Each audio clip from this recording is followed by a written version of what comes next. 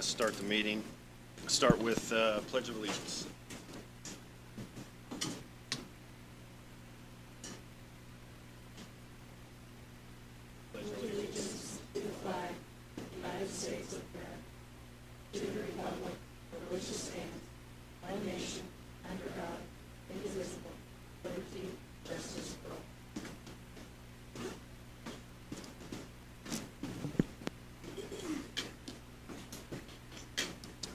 Mr. Bramble, a roll call vote. Mr. Thacker? Mr. Norris? Present. Ms. Thies? Ms. Wager? Ms. Wilson? Here. Mr. Thompson? Here. Mr. Loudermilk? All right, we'll start with first reading by summary reference of proposed ordinances and resolutions. Number one, ROC 2021-031, tax abatement compliance review hearing scheduled for August 10th, 2021. These three are the ones we had the last meeting. Resolution 2021-08, ThyssenKrupp Presta North America LLC real property. B, Resolution 2021-09, ThyssenKrupp Presta North America LLC personal property. And C, Resolution 2021-10, Tagleaf Industries, Inc., personal property. Number two, request of council 2021-032, out-of-series transfer, reassessment to fund, reallocation of appropriation from service agreements to vehicles.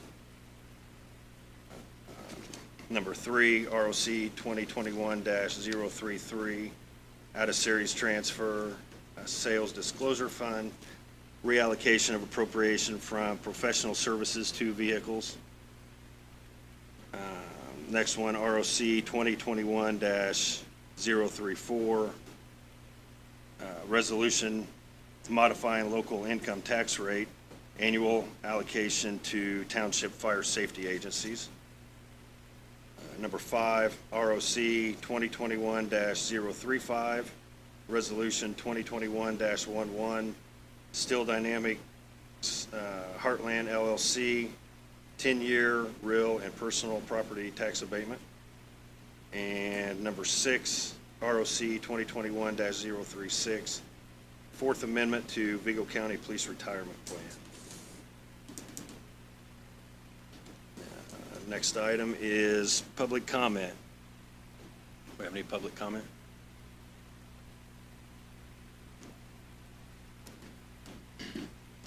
Good evening, Council. Zach Klutz with the Taft Law Firm, representing Steel Dynamics and Steel Dynamics Heartland. Hold on a second.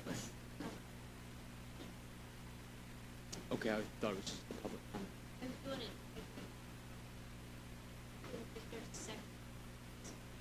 Okay, now the time for non-petitioner comment then? Okay. Sorry. Any other public comment? We will move to communication from elected officials, other officials, or agencies of the county. Hearing none. Reports from committees? There are none. Number seven, ordinances relating to appropriations. Number one, resolution of reallocation of existing appropriation 2021-06, ROC 2021-32, reassessment 2. Kevin?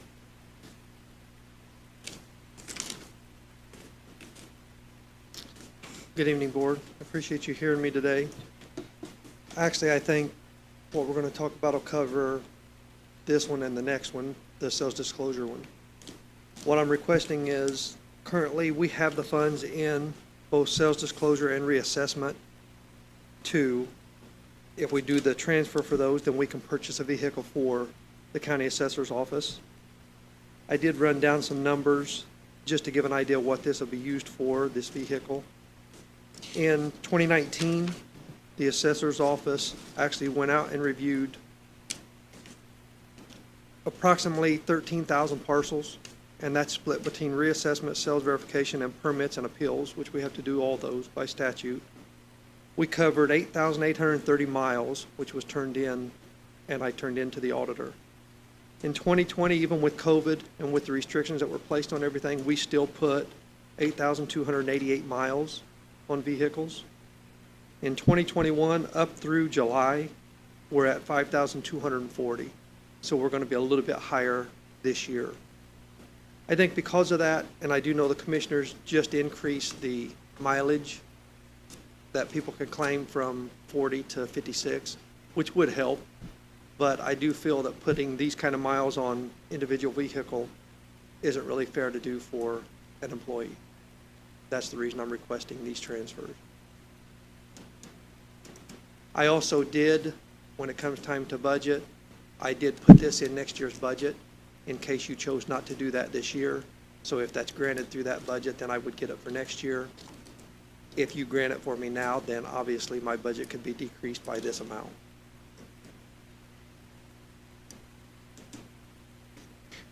It's okay to say this is also number 2, resolution of reallocation of existing appropriation 2021-07, ROC 2021-33, the sales disclosure.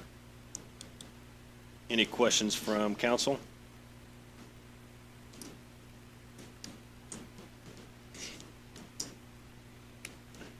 Just to clarify, so this is just a reallocation of funds that you have? that Yes, you the have funds are left over already kind of- there. The sales Okay. disclosure fund is generated by the sales disclosure fees that are applied. Okay. The state actually doubled that this year. It went from $10 per sales disclosure to 20. 50% of that increase will come back to the county into that fund, so it continuously generates value. It's approximately got about 120,000 in it right now. We use about 10 to 11,000 per year, and with the increase they just did, that gets about 17,000 put in it every year. So it'll still be replenishing more. With what I had allocated for this year and that I didn't use out of the professional services, if I can take that portion out of that, and then in reassessment, the auditor's office actually changed their software this year, and that's paid for out of a line item in my reassessment budget. With their change and the money that the council gave them to begin that software, I have some surplus in there, and that's where that other portion would come from. So they're monies that were already distributed into those funds. All right, thank you. Anything further? How long did they say it was going to be to get a vehicle? When I talked to Michael Dodge, Michael Tom, he said right now they're behind on everything because of the issues with getting new vehicles. He said as soon as I come in and order it, it could be up to 90 days before I could actually get the vehicle.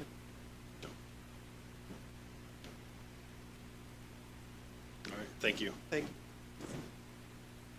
Move to number 3, resolution 2021-05, resolution modifying local income tax rates. And just to be clear on that, that's not adjusting the tax rate, that is modifying the allocations. And I think every council person received a something outside of your packet that's got the highlighted amount there. I think they're highlighted. The highlighted is what we agreed upon. The 65% runs, 35% levy. That is the dollar amount there. This has to be accepted by those agencies, I guess, on or before June 30th and accepted by us by September 1st. So we'll hear this the next meeting. Anybody have any questions about those?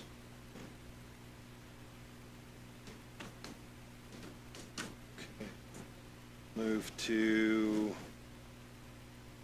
the next one, Resolution 2021-11, Steel Dynamics Heartland LLC, 10-year real and personal property tax abatement.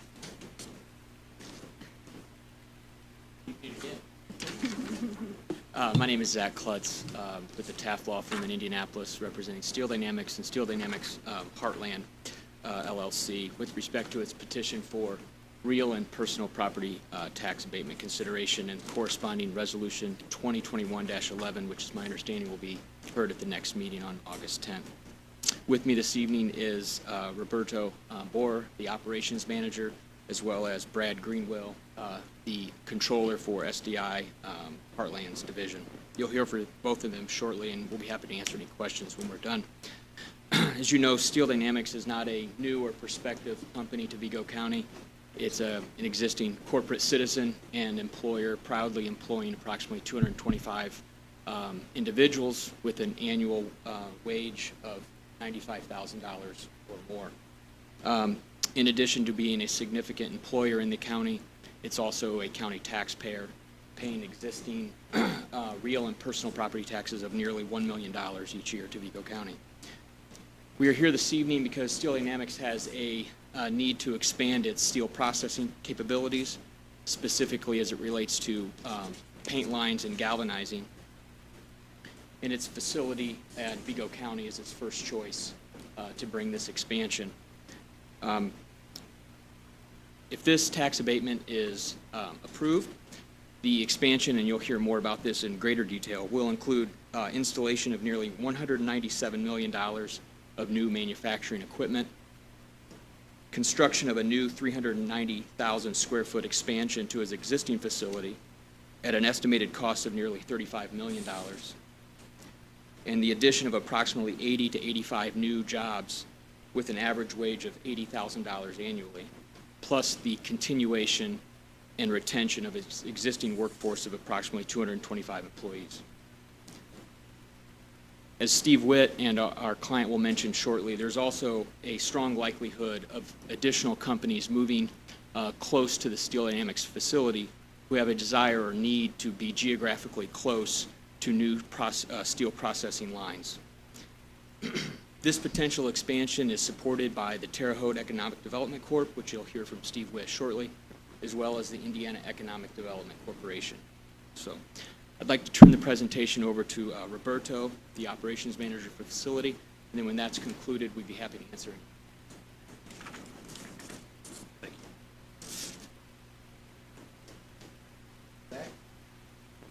Good evening, everyone. My name is Roberto Boer. Glad to see you again. Some of you have already been at the plant, right? The idea today is give you a little bit better information what we want to do in our site. Our plant is 263 acres, right? And the plant, the current plant, we have 800,000 square feet. It's a big plant, some of you have seen. And one pretty much almost going to have 400,000 more, right, with the two buildings with the new galv line and the painting line, right? So this is something that we always dream of. I've been in this plant since 2007. I'm originally from Brazil, South America, and I worked with the previous company.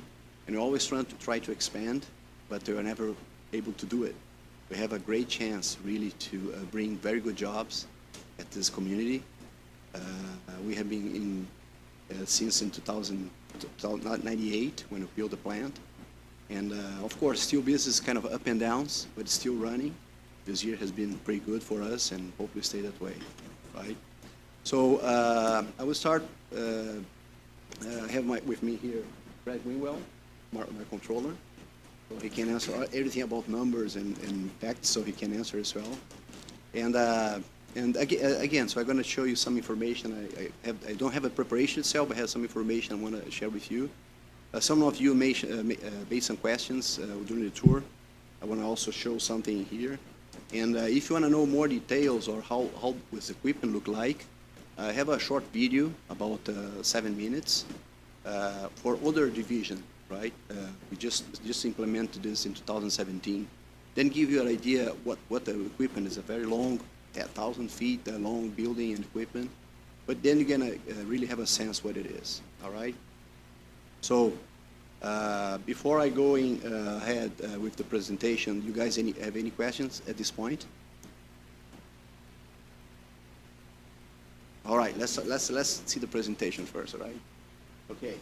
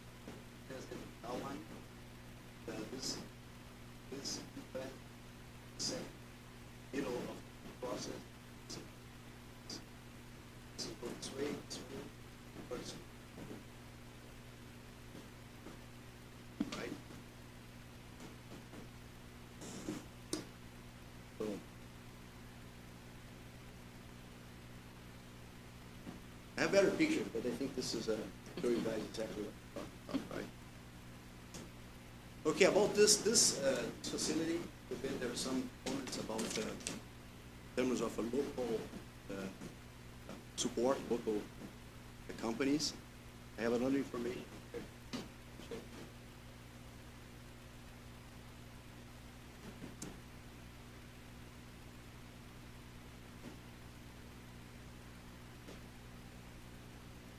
Actually, Brad helping with that. So this gives us some information about the current plan. What we use in terms of local companies. This is the average, the last 3 years, how much we spend of maintenance, service that we use from locals and other companies outside the area. So from Vigo County, the average spend about $300 here with services from the current plan. And these are all the other payment that we use help us with our current operations. So the other part is not outside the area. It's around the county, $1,000. Right?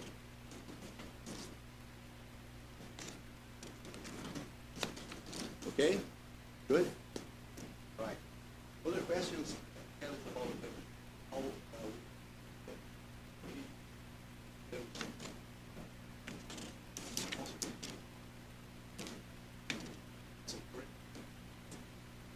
this is Nifa's idea about 2018 and 2021. This is all the work we do for the community. We are growing from 2018 to 2020. As you can see, try to be engaged in the community and have a chance. Because that's one question. Brandon? So this is also, let's engage, how much we engage. Excuse me, would it be possible for us to get copies of or printouts of those 2 pages? I just want to have a big So we just can't- Yeah, I guess, I cannot see that, yes. No, even with my contacts in, I can't see that. So I can't give, this is kind of a reminder for us, right? Yes, thank you. Thank you. Wonderful, thank you. Very helpful. Good.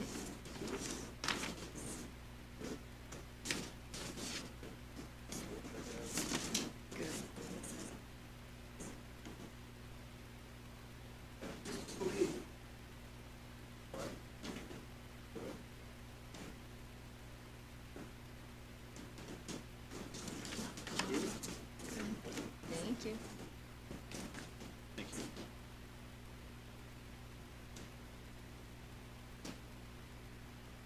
Okay, and I'm sorry, I interrupted what you were saying. These are, this screen is, you coordinated with these?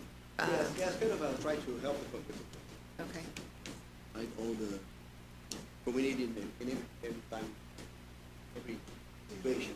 okay. So it has been growing in terms of support.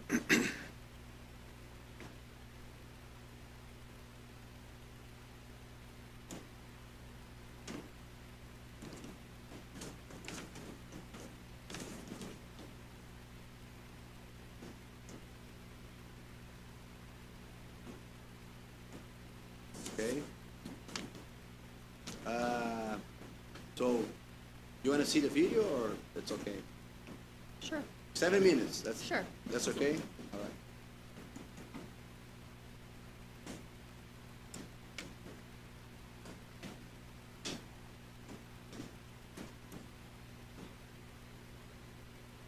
Welcome to our new state-of-the-art paint line at SDI Colognes. The line is over 1,100 feet long and housed in a 275,000 square foot facility. The groundbreaking ceremony was held on January 26, 2016, with a vision that we would be producing prime product to our customers in the first quarter of 2017. Through hard work and dedication, our engineers and operations team exceeded expectations by producing our first painted coil on December 4, 2016. Incoming incoming material is brought from the finishing mill via rail or truck and stored in the entry coil storage and shipping bay. Painted product is stored in the balance of the bay, either palletized or horizontal. The many overhead doors here at entry are because we are an appliance-grade paint line. It is our goal to keep the paint line closed off and dust-free as much as possible. Our entry operator loads the pass line coil saddles. One of 2 coil cars fix the coil from the coil handling bay. Doors automatically open and the car enters the operation bay. Once clear, the doors automatically close. The other small doors are for scrap removal from the line. We have the ability to coat incoming material from 13.5 thousandths of an inch to 80 thousandths of an inch thick, 36 to 72 inches wide, and coil weights up to 88,000 pounds. Maximum line speed is 600 feet per minute. The line has a capacity of 250,000 tons annually. Incoming pre-painted substrates consist of fully processed cold roll, galvanized, and galvalume. Operators manipulate one of the 2 coil cars to feed the appropriate pass line payoff reels. While a coil is running on one of the pass lines, the operator will prepare the strip on the other pass line. Once coil head is prepared, we are ready for joining upon tail out. The double row slip lock strip joiner, also known as the stitcher, allows for joining the 2 strips together in seconds. Just like SDI's other paint lines, we don't oil or chemically treat our substrate prior to arriving at our paint line. This prevents waste, but more importantly, it gives the product better adherence. The 3-stage pre-clean section allows for the removal of any oil or mill dirt from the strip before it enters the entry accumulator, preventing roll contamination. The 3 stages consist of a cleaner, brush, and a rinse section. The vertical entry accumulator is 90 feet tall and will feed the process section for 2 minutes at full speed of 600 FPM. The entry accumulator is normally full and feeds strip into the process section for a period of time while the entry operator joins the 2 coils together. The inline tension leveler corrects any shape issues on the incoming substrate to assure our customers receive the flattest product possible. Our 9-stage cleaner consists of 2 alkali cleaning sections, 4 hot water rinse sections, a 4-roll brush section, an activation tank conditioner, and a dunk-style conversion cell with capability of running zinc phosphate and iron phosphate. The next stage of the paint line takes place in a clean room where multiple filtered fresh air fans supply air maintaining a positive pressure. The positive pressure inside of the stone helps minimize any contaminants in this area where paint is being applied. The vertical chemical coater allows for dry in-place foam and non-chrome treatments. These treatments are cured by an 18-foot-long vertical infrared oven. Then, the strip exits the IR oven at approximately 180 degrees. There are 3 cooling rolls that cool the strip temperature down to 110 degrees for proper paint application. All paint and primer delivers to the paint storage bay at one of our 3 loading docks. Our operators will pick and stage the paint and primer according to the current schedule that is running. For the finish coat, paint and applicator rolls are loaded on the elevator and taken to the 2nd level, where they are staged and used when appropriate. The prime coater is on the main level, and the finish coater is on the 2nd level. The strip enters the bottom coater room, where it travels through the prime coating machine and exits to the prime oven. The strip then returns to this same coater room, where it passes through the number 1 finish coater machine. This machine gives us the added ability to do quick color changeovers on top coat. The strip exits this coater room and travels vertically to the 2nd level finish coater room, where finish number 2 coater applies the top coat and backer.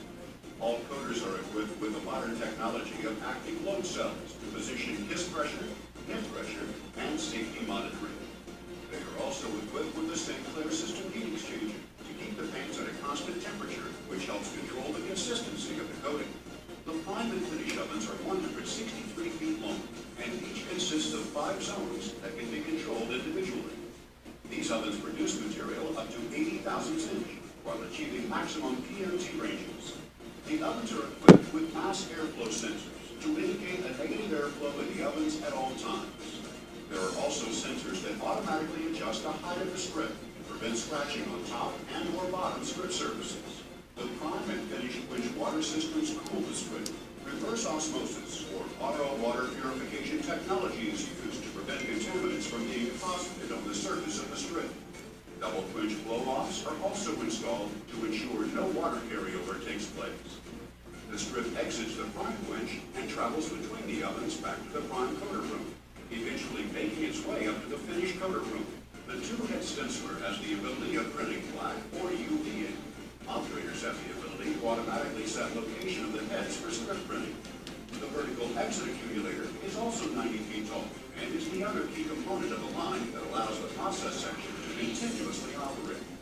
Opposite of the entry accumulator, the exit accumulator is normally empty and takes up the slack from the process section for a period of time while the exit operator cuts out the stitch, provides samples to quality control for testing, and removes the previous core. The lab features the most up-to-date technology with an inline color meter, inline film thickness gauge, and an inline vision inspection system. There are multiple areas to inspect the top and bottom surfaces, both vertically and horizontally. At these areas, there is a black light to check the UV stencil and strobe lighting for highlight of strip defects. Coils in the company exit in can range in weight from 5 tons to 30 tons. They can be wrapped on 20-inch or 24-inch IDs. Coils will have a cardboard ID pool that is placed on a tension reel by the most modern automatic coil loader technology. All cardboard cores are stored in a separate section of this building on the south end. Our packaging area boasts an inline coil tipper that allows for fast transition from the reel to the skid. One less coil movement step in the process. We also have a 3-station automatic stretch wrapper that wraps each eye horizontal coil in just minutes. This bay was designed so that coils can be shipped via truck or rail.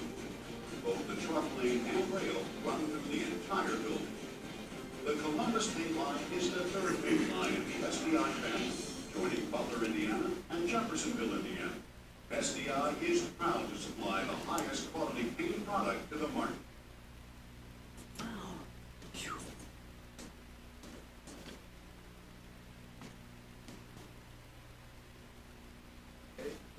This is the third. Hopefully can get the fourth right in here. Right. So that's pretty much what the one of the equipments look like. The other one you guys have a chance to see at the plants is a galvanum line, which is put coating with zinc aluminum for in roofing and places like that. Right. Okay. So that's pretty much. I hope you guys understand exactly what's the idea, right? So I'm open for questions at this point. I just have a couple of clarifications on the handout that you gave us. Sure. This one, these are it's the sum of annual average of what? All the local companies they use to service, make service for us. Okay, service. Maintenance, all right, a lot of all the, this is the average for the last 3 years. Yeah. Comprising this list? Yes, Okay, that's one. there we go. Thank you. You can see the names on the other page. And one other question, approximately, can you give me an idea of how much you've contributed to these organizations I don't know. over the years? Since we became SDI, You have to come up to the microphone, sorry. She can't pick you up, so she can do transcription. since we were purchased by SDI 3 years ago, roughly, we've really increased that a lot. I think historically, we were much smaller. We were roughly around $50,000, I think, was kind of our budgeted target. And then we have began to increase that each year. So Roberto, myself, and the other leaders at the division are continuously coming up with new ideas and ways of doing that. So I expect it's only going to increase as we go forward. So. Awesome. Thank you. Along that, sorry, I speak. Along that line, are any of these opportunities or I see a lot of these as events, things that you've either, like your company has volunteered at or attended personally in our community? Is there actual engagement on that level, not just financial? Yeah. Actually, one of these, I think we participate, and I think is a Toyota plant with the pack with the kids. We Backpack. participate their backpack. Yeah. Right. We donate some backpack, and I myself was there as well with my two the HR employees, Dawn and Carrie. So we help them to put everything together, right? So we want to do this more and more, right? Not just give money away, Every time, we used to participate on the baby, what is that, the March of Dimes? March of Dimes, so we always want to be there, so. And we enjoy to do this, so that's something that we want to kind of exercise this more and more. Well, and one of the things when we had toured the plant, which it was, I mean, just seeing that and seeing the potential with all the robotics and things. As an educator, I would love to see some engagement with our schools, whether it be, tours or even speaking opportunities once hopefully we can have guest speakers again. Because I live in the north end, and when I toured and talked to people, I don't think a lot of them realize the opportunities with Steel Dynamics and, the employees there, and you can clarify, if I'm wrong, a lot of them stay there for a long period of time. You don't have the turnover, which I think says a lot too, but just something to keep in mind, as we look at stuff, because I think that will only lead to good employees for you as well. Yeah, this is something that I participate on the manufacturing council with the chamber, right, with other companies. We have been discussing this with Vigo County, and having people like 18, 14 years old that we cannot have a load in that. But some tours about that shows that to them, oh, this is possible. This is real. Not just goes to the college or those, that there is an opportunity here. So this we have been discussing with them, ways to facilitate tours in our plant, in other plants, to kind of wake up. That's something, that's a good jobs here, well-paid jobs. So that at least they kind of think about it in the future, what they're going to do in the future, right? So we were trying to do something like that, all right? Give them some hope and optimism. Thank you. All right, Marie. Hello, welcome. I have a question. Travis. The equipment that you'll be putting into the facility, will it be new? Will it be brought from other areas or anything like that? The equipment, we just saw the equipment at this video. Right. Will be like that. Will be brand new equipment. All brand new? Brand new equipment, yeah. Actually, STI, in terms of where they're going to buy the equipment, of course, the OEMs, they kind of they just choose, right? But STI, the only thing that STI doesn't do, don't buy equipment from China. Okay. Because China, they have different negotiations or other things they do. We don't like to deal with this. But the equipment is completely brand new equipment, and some part of equipment actually going to be built in U.S., not just Europe, other places. Okay. All right. And how many construction jobs do you think it's going to have when you get ready to build? I think that the site, we have a site in Sinton, right? The site is about 2,500 employee construction. We believe they're going to be about 500, something like that, in that ballpark. Okay. During the construction, the peak of the constructions. Doesn't happen all at once. There is a specific one building, then other stuff, right? So what they believe, that's the number we believe that's going to happen here. Okay. Okay. Thank you. Welcome, Travis. And- Vicki. And from the beginning of the construction until you're online, what's your estimate of the time frame? There's some variation because in order to start really building, I know a lot of this because I have been studying this for many years, right? So we have to apply for the permit, right? The permit takes between 6 to 8 months, depends how busy are the state to deal with this the process. So, but in terms of what I'm talking about now here is about having the first coil. If you have this project approved, the first coil will be the second half in 2023. It's pretty fast. Yeah. We have to build fast, right? So a lot of money in a I think Steve Witt probably knows some people can push it.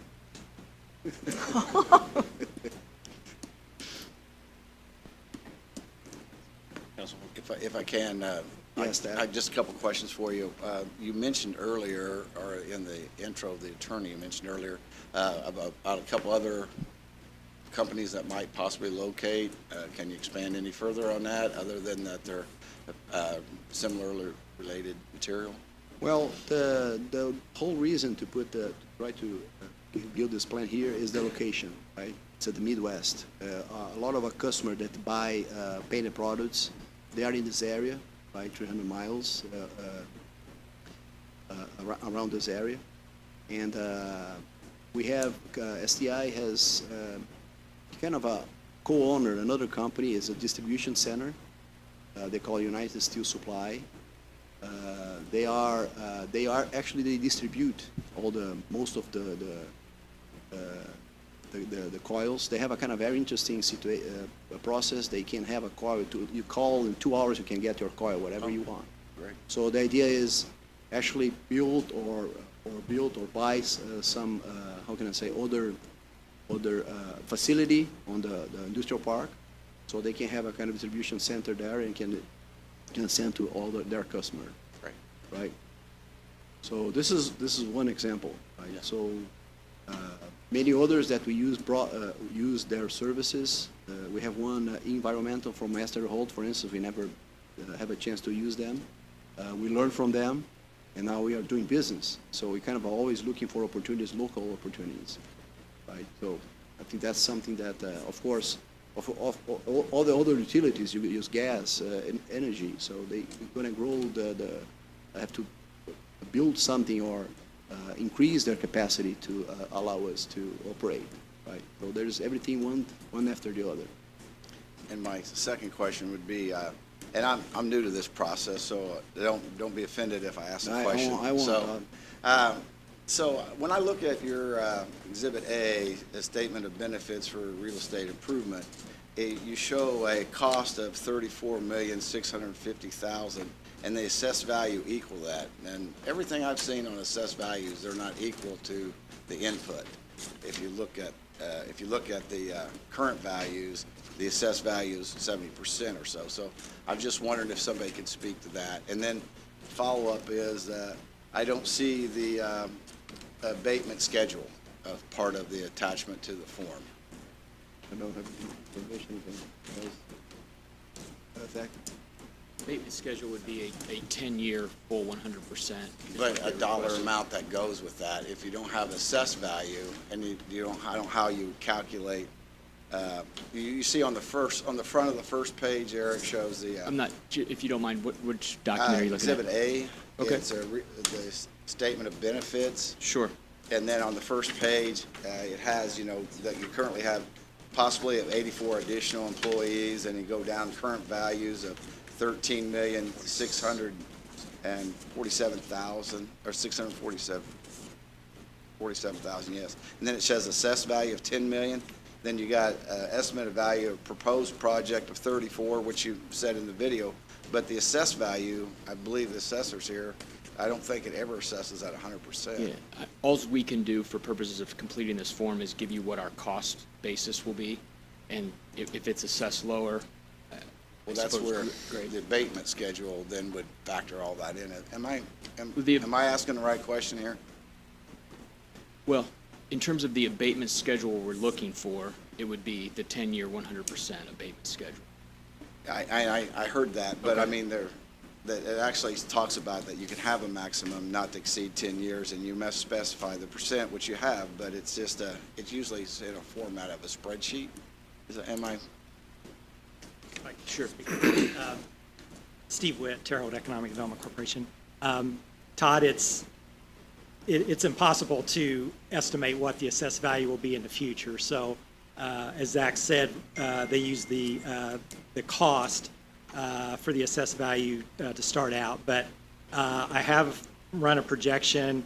The savings on the real property of $34,650,000. The total over 10 years is about $8.5 million. That's the savings. And that would be part of an abatement schedule. Yes. Yes. And for the personal property of $196,350,000, the total over 10 years would be about $16.9 million. And then the possible part to assess is that someone was able to do it on the personal property. You were able to figure out assessed value there, not the cost value. Well, That's the existing. No, I think if you guys said the approximate value of $196,350,000, assessed value of $78,540,000. So, I mean, you were able to do it there. I don't know why we can't do it on the real estate. We can look into that. Yeah, accept if the you would. supplement. We're not voting on it tonight. That's Sure. why I asked this tonight, so we can be prepared for it. And I just, one, personally, I don't vote on it if I don't see it. And so I need to see numbers to vote. Thank you. Thank you. Councilman Councilwoman. Thacker. Maybe I can help with that a little bit. Personal property is self-assessed, and they have a depreciation value and everything that they use to help calculate that. So that may have been how they've determined they can get to a closer number than they can with real property.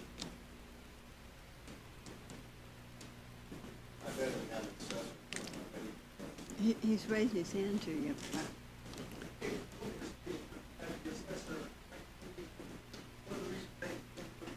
Kevin.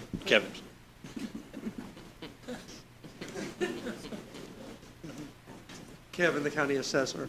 One of the reasons they can more narrow down the personal property, one is, as Calissa said, it is self-assessed, and because it's assessed based off of acquisition, they know what it's going to cost to acquire that.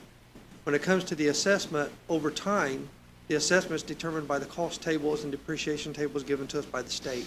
We have no control over those. So as those fluctuate from year to year, that assessment is going to change from year to year. Then you've also got the market adjustments that apply and things along those lines. When you're looking at other companies or manufacturers, you can't necessarily look at what the assessment is unless you know what's behind it, because you can also be assessed on by the market, which would be an appraisal or something along those lines. You can also be assessed based on income. So if a company has submitted their income and the business is assessed based off of that, it won't always line up with cost. So I guess one of the things as a council you might want to look at is that, one, that it has to maintain its assessment for one consistent method over the 10-year period. So you can say that it's locked into the cost method for the entire 10-year period. That would give you a more consistent assessment, but it is still going to fluctuate from year to year based on the tables given to us by the state.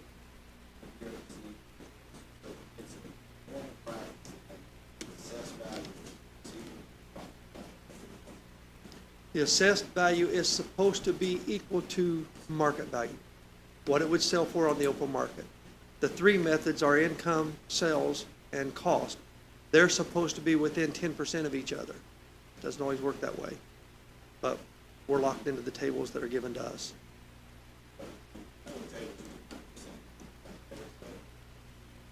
Not necessarily. That's why I thought that's why I was asking. It's not consistent. It's supposed to be, but if you did, it's hard to do those comparisons until you know what method's being used on each one you're comparing with. Which if you call in, we can talk about some of those if you'd like.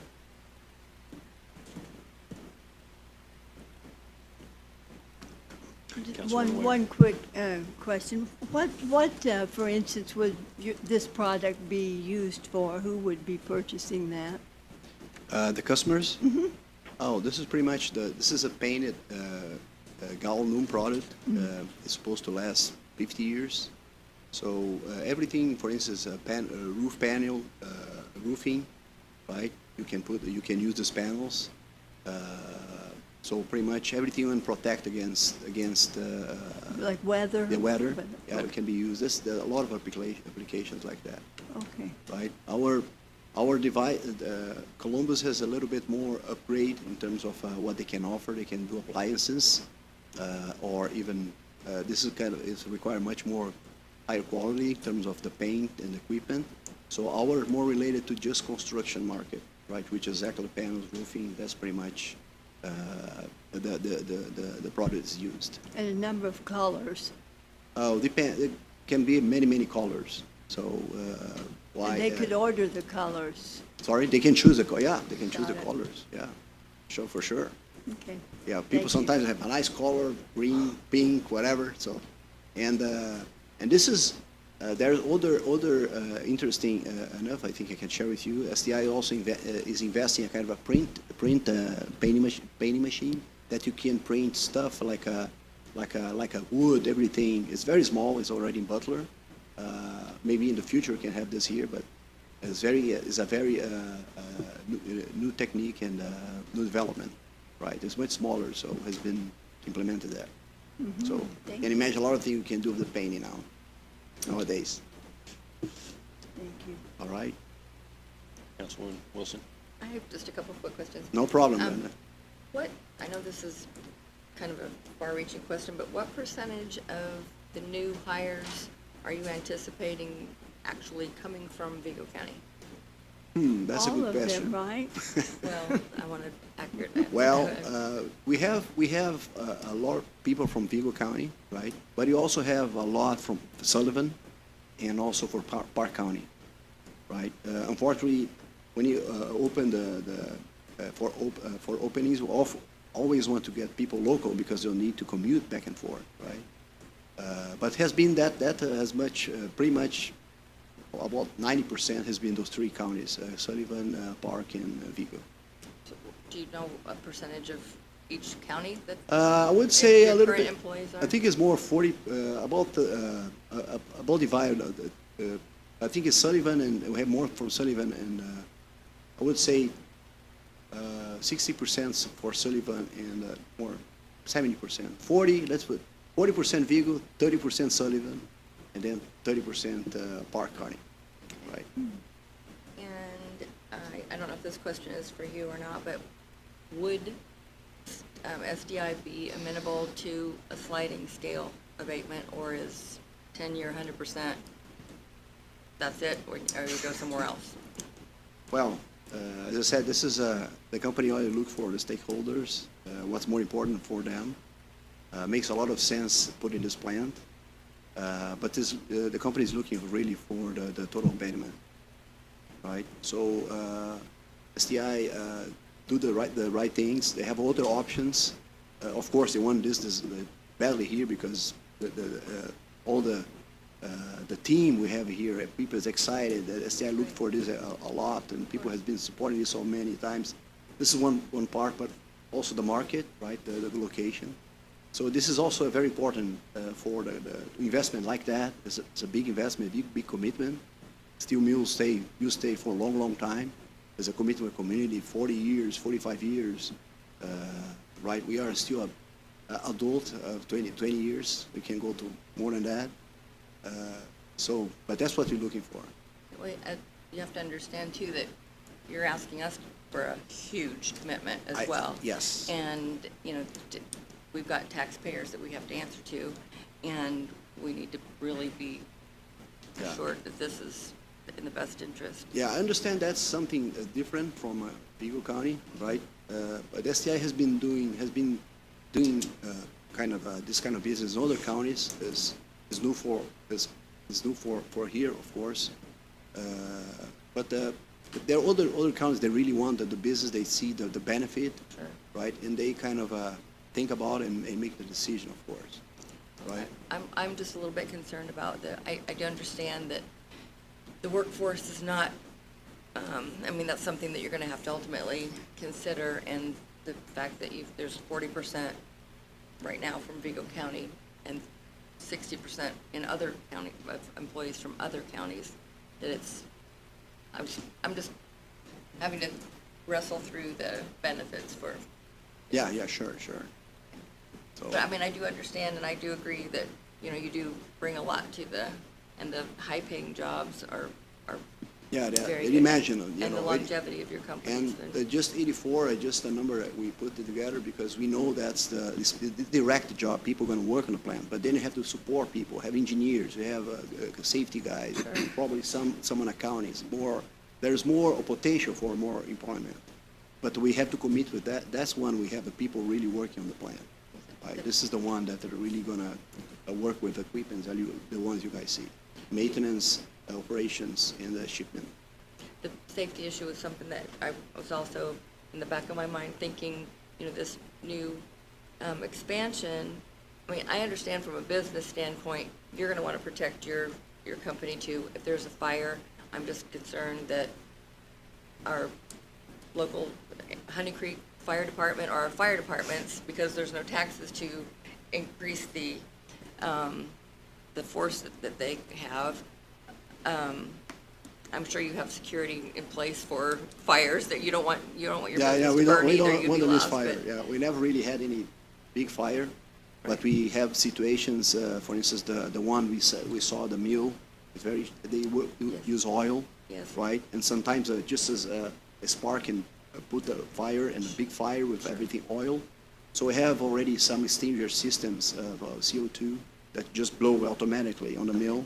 They give it 30 minutes for the employees to get out of there because this is going to be danger. Yeah. And everybody get away to the situation, the place, and then they dump to the extinguisher.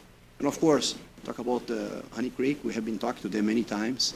We brought there the plan many times. Hey guys, if you want to put fire in this place, you guys can know how to do it. Yeah. Yes, we know. We have a plan already. Okay. So we, of course, if you have something like that, we're going to use their help for sure. I'm not saying that I'm against this at all. I'm just kind of playing devil's advocate and thinking the what-ifs that might come into play. Sure, And yeah, you've done an excellent job at answering the questions. I Okay, have. Thank you appreciate very that. much. Thanks.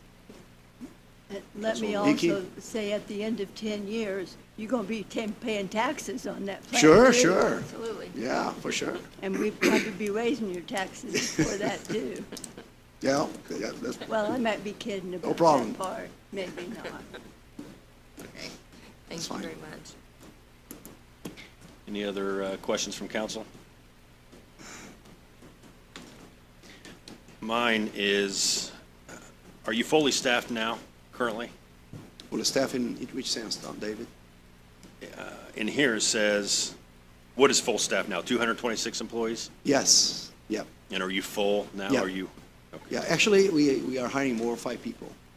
Okay. We are running more for the plant. Hiring more for, will be 231 next month. But not related to this project, it's just internal.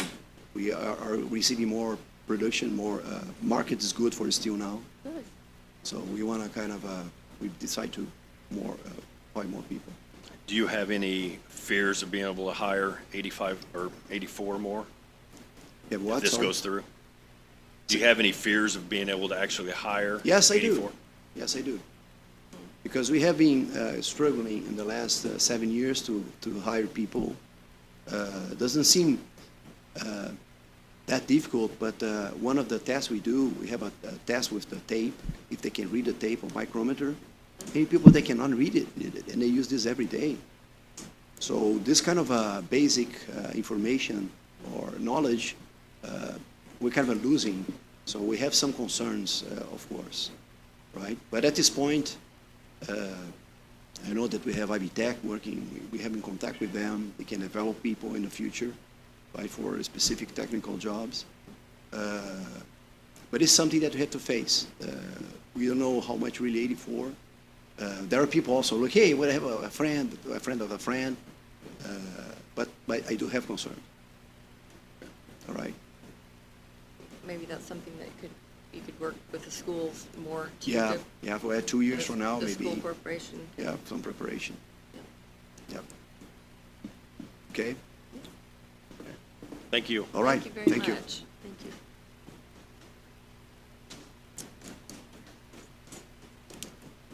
All right, the next item is Fourth Amendment to Vigo County Police Retirement Plan.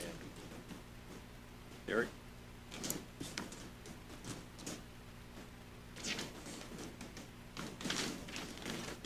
Good evening, Council. Derek Fell, the Vigo County Sheriff's Office.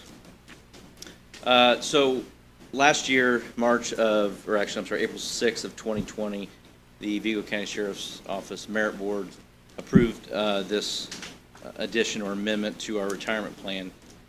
Sheriff Plassey discovered or learned that if a deputy was killed in the line of duty, their spouse would only receive $200 a month.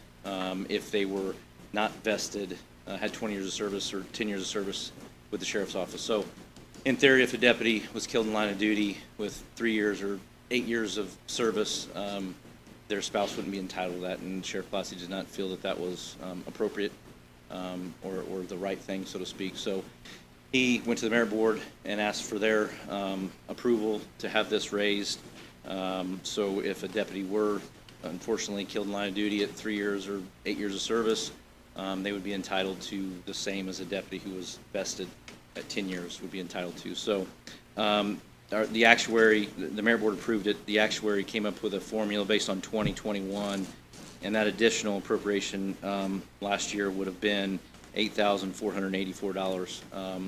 That number does fluctuate based on the years of service because it's 50% of a deputy's base salary with 20 years of service. So whereas that number may be 84 last year, you get a $550 raise, that number's going to go up slightly. Our understanding is that the council, we put this in our budget last year for 2021, and our understanding is that the council approved that increase of $8,484. But we were told that this amendment had to be approved by the council for it to take effect. Questions from council? Councilman? Of the actuarial statement.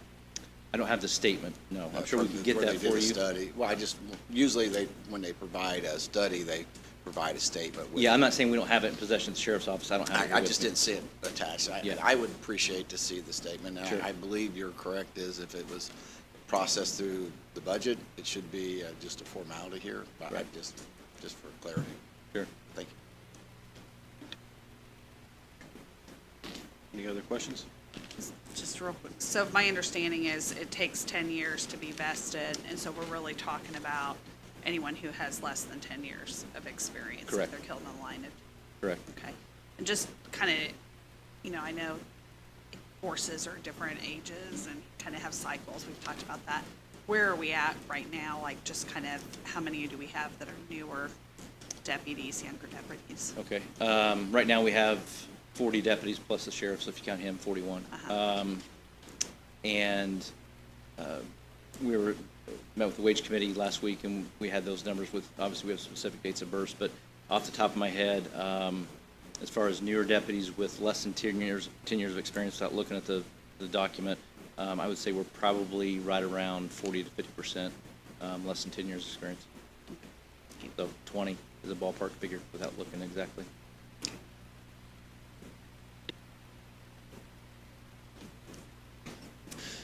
Any other questions? Thank you. Thank you. Right. That is the last item on the agenda. Before I ask for motion to adjourn, I guess I had it in my notes to welcome the new Councilman Thacker at the beginning of the meeting, and went right over my notes, so I'll congratulate you on completing your first one. Thank you.